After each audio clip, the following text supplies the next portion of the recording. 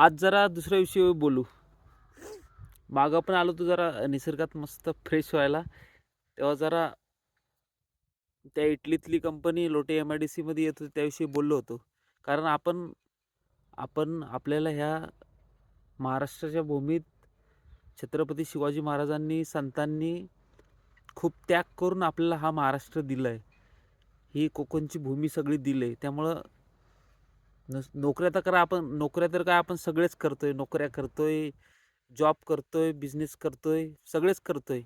पण त्यातून जर वेळ काढून आपण जर बोललो नाही, तर येणारा जो भयानक संकट आहे, तो आपल्याला सगळ्यांनाच भोगायला लागणार आहे. त्यामुळे नोकरीतनं थोडासा बाजूला वेळ काढून आपण आपल्या कोकणाविषयी, निसर्गाविषयी, महाराष्ट्राविषयी थोडीशी मराठी माणसांना एकमेकांना सपोर्ट करणं खूप महत्त्वाचं आहे. कारण आज मराठी माणसामुळेच मराठी माणूस पडलाय.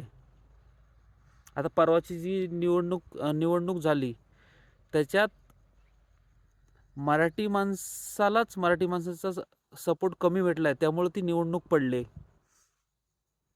भले एकमेकांत दुश्मनी असेल मराठी माणसाची, पण जर मराठी माणसांनी एकमेकाचे पाय खेचणे जर नाही बंद केले, तर एक दिवस आपल्याच देशात आपल्याला भीक मागायची वेळ येणार आहे.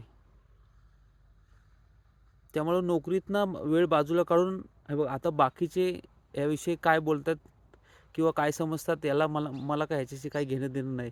पण मला वाटतं, माझ्या मनाला वाटतं, की छत्रपती शिवाजी महाराजांनी, संभाजी महाराजांनी आणि मावळ्यांनी, या हुतात्म्यांनी आणि परत तुकाराम महाराज, ज्ञानेश्वर महाराज खूप त्याग करून हा महाराष्ट्र आपल्याला दिला आहे.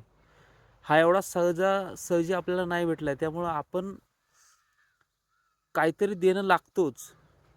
कुठेही राहत असू, जरी शहरात राहत असू, गावाला राहत असू, आपलं एकामेकाला सपोर्ट करणं खूप महत्त्वाचं आहे. भले एकमेकात काही दुश्मनी असू दे, काही असू दे, पण जर सपोर्ट नाही केला तर आता परवा जी निवडणूक झाली, त्याच्यात मराठी माणसामुळेच मराठी माणूस पडलाय. आणि ही खूप मोठी दुर्दैवी गोष्टी आहे.